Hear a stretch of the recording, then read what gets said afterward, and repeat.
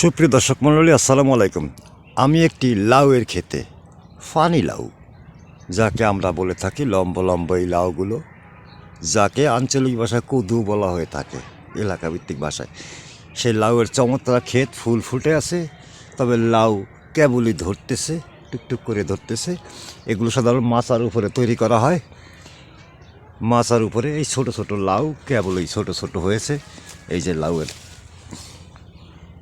এই যে ছোট্ট একটি লাউ, ফুলের গোড়ায় এগুলো ধরে থাকে এবং আস্তে আস্তে বড় হয়, ঝুলে থাকে মাচার নিচে।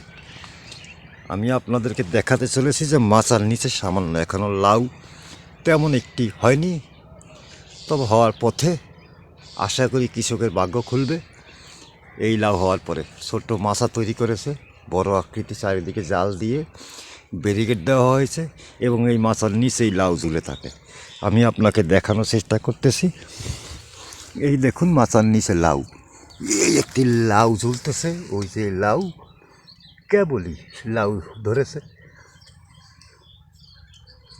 এই যে মাচার নিচে লাউ, এই যে লাউ দেখুন, তেমন একটা নাই, তবে এই একটা লাউ দেখা যাচ্ছে। এগুলো পর্যায়ক্রমে ঝুলে থাকবে গাছের নিচে।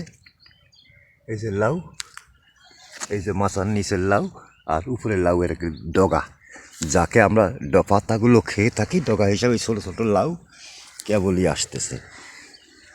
চমৎকার। আমাদের কৃষকরা আমাদেরকে এই লাউ উপহার দিয়ে থাকেন, খুব কষ্ট।